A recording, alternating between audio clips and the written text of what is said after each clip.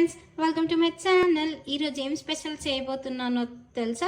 శనగపప్పు వడలు అనమాట. ఇవి మసాలా వడలు అని కూడా అంటారు.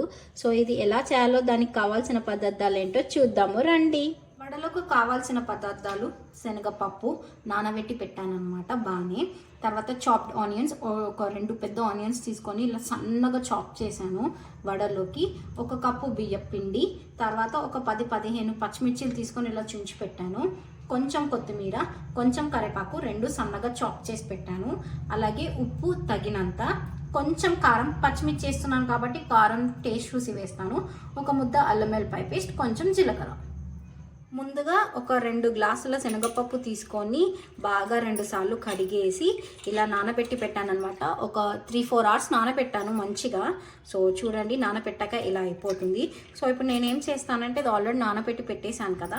సో ఏం చేస్తున్నానంటే, ఫస్ట్ కొంచెం ఒక 2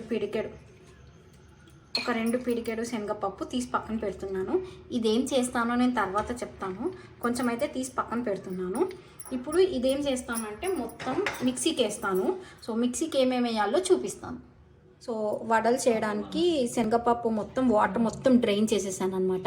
డ్రైన్ చేసేసి ఇలా మిక్సీ జార్లోకి కొంచెం తీసుకున్నాను. ఇందులోకి కొంచెం పచ్చిమిర్చిలు వేస్తున్నాను. సో నేను నా క్వాంటిటీ కొంచెం పెద్దగా ఉంది కదా, కొంచెం వేస్తున్నాను. సో ఇందులోకి పచ్చిమిర్చి, అలాగే కొంచెం అల్లం వెల్లిపాయ ముద్ద, ఇవి మిక్సీకి వేద్దాం. సో ఇలా మొత్తం మిక్సీకి వేసాను. దొడ్డు మిక్సీకి వేసాను, సన్నగా కాదు. సో ఇప్పుడు ఇదంతా ఇందులోకి నేను ఒక జబ్బలోకి తీసుకుంటున్నాను. వడలేయాలి కదా, అన్నీ కలపాలి కదా. సో అందుకే జబ్బలోకి తీసేసుకుంటున్నాను. ఇలా మొత్తం ఒక జబ్బలోకి తీసేసుకున్నాము. సో మొత్తం మిక్సీకి వేసి మీకు చూపిస్తాను ఏమేమి కలపాలో. మొత్తం అంతా మిక్సీ చేసేసాను ఇలాగా. సో ఇదేంటంటే మొత్తం వాటర్ అంతా తీసి మిక్సీకి వేసాను. వాటర్తోనే అలానే మిక్సీకి వేస్తే కష్టము, ఎందుకంటే పల్చగా అయిపోతుంది, వడలేనికి రాదు. మళ్ళీ ఆయిల్ కూడా ఎక్కువ పట్టుకుంటుందని పప్పులో నుంచి మొత్తం వాటర్ అంతా తీసేసి ఒక 10 నిమిషాలు ఆరబెట్టాక మిక్సీకి వేసాను. సో ఇప్పుడు ఇందాక కొన్ని తీసి పెట్టుకున్నాం కదా, అవి వేస్తున్నాను. మధ్యలో ఇవి కనిపించి బాగుంటుందని కొన్ని తీసి పెట్టాను ఇవి. అలాగే ఉప్పు, కారం. సో పచ్చిమిర్చి వేసాను కదా, చూడండి టేస్ట్కి తగ్గట్టుగా ఏంటి. నేను కొన్ని పచ్చిమిర్చి వేసాను కాబట్టి ఒక 1 టీ స్పూన్ కారం వేస్తున్నాను. అలాగే ఉప్పు కూడా తగినంత, నేను ఒక 1.5 టీ స్పూన్ వేస్తున్నాను. మళ్ళీ ఒకసారి వేసాక చూసి సరిపోకపోతే వేస్తాను. అలాగే కొంచెం జీలకర్ర. వడలోకి జీలకర్ర మ్యాండేటరీ కదా, ఎందులో అన్నా మనం జీలకర్ర వేస్తాము. సో జీలకర్ర, అలాగే చాప్ చేసి పెట్టుకున్న కరివేపాకు, సన్నగా చాప్ చేసి తురిమి పెట్టుకున్నాను అనమాట అది. అలాగే చాప్ చేసి పెట్టుకున్న కొత్తిమీర, సన్నగా చాప్ చేసి పెట్టుకున్నాను వడలకని. సో సన్నగా చాప్ చేసి వేయండి. అలాగే ఉల్లిపాయలు కొన్ని వేస్తున్నాను. ఫస్ట్ కలిపాక ఇంకా పడతాయి అంటే అప్పుడు చూసేస్తాను. సో ఇలా మంచిగా ఈ వడలు బయట మంచిగా మిర్చి బజ్జీల దగ్గర అప్పుడు అమ్ముతుండే, ఇప్పుడు ఎందుకో ఎక్కడ కనిపించట్లేదు. ముందు చిన్నప్పుడు నాకు కనిపించేటివి, అప్పుడు తినేదాన్ని. సర్లే ఒకసారి ట్రై చేద్దాము అని ట్రై చేశాను, మంచిగా వస్తున్నాయి. అందుకని మీకు ఈ రెసిపీ చూపిస్తున్నాను. కావాలంటే మీరు కారం వేయకుండా మొత్తం పచ్చిమిర్చి వేయచ్చు. నేను ఊరికే జస్ట్ అన్ని పచ్చిమిర్చి ఎందుకని 2 వేస్తున్నాను. ఉట్టి పచ్చిమిర్చి వేసి మిక్సీకి వేసి వేయచ్చు.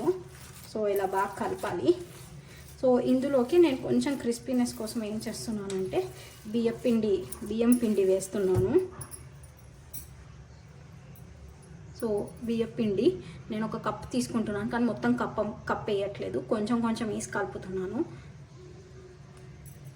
తర్వాత కొంచెం వడలేనికి రాకపోతే అప్పుడు కొంచెం పిండి వేసి అప్పుడు కలిపి చూస్తాను. ఫస్ట్ ఒక 2-3 వడలు వేస్తే తెలుస్తుంది. సో అందుకని కొంచెం క్రిస్పీనెస్ కోసమే బియ్యం పిండి. వడలు మంచిగా బియ్యం పిండి వేస్తే క్రిస్పీగా వస్తాయి. ఇవనే కాదు, ఏ పకోడీలో అన్నా ఎందులో అన్నా బియ్యం పిండి వేస్తే బాగా క్రిస్పీ వస్తాయి. సో ఆయిల్ పెట్టి మనం ఇవి వేయించుకుందాం. సో ఒక కడాయి తీసుకున్నాను దేవడానికి. సో ఆయిల్ డీప్ ఫ్రైకి సరిపడేంత ఆయిల్ తీసుకున్నాను. సో ఆయిల్ వేడయ్యాక వడలేద్దాం. సో ఇలా కలిపి పెట్టేశాను కదా, ఆయిల్ కూడా వేడైపోయింది. సో ఇలా ముద్దలు తీసుకున్నాను. ఇవి కొంచెం దొడ్డుగానే వస్తాయి వడలు, సన్న వడలు కావు. వడలు ఎప్పుడన్నా దొడ్డుగానే వస్తాయి.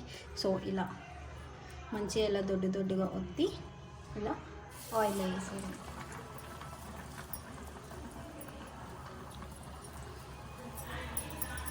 నేనైతే మంచి 2 చేతులతో వేస్తున్నాను, నాకు ఒక చేతితో వడలేనికి రాదు. సో అందుకని ఇలా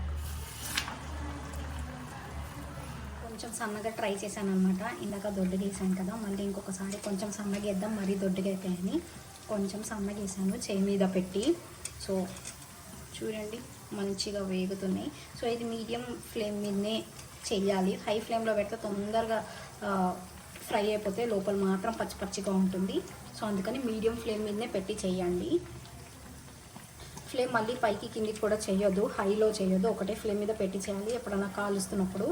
సో అందుకని ఇది కొంచెం అయిపోయింది, ఇది తీసేస్తున్నాను, టిష్యూ పేపర్లోకి తీసుకుంటున్నాను. సర్వింగ్ చేద్దాం. తీసి పెట్టేసుకున్నాను కదా, అవన్నీ నేను ప్లేటింగ్ చేస్తున్నాను. నా దగ్గర ఇలా స్టార్టర్ ప్లేట్ ఉందన్నమాట. సో ఆ ప్లేట్లో నేను ఇలా ప్లేటింగ్ చేస్తున్నాను. ఫైనల్లీ వడలు రెడీ అయిపోయాయి, శనగపప్పు వడలు. సో ఈ రెసిపీని మీరు ట్రై చేయండి, ఎలా ఉందో నాకు కామెంట్ సెక్షన్లో చెప్పండి. Thank you for watching and please to subscribe.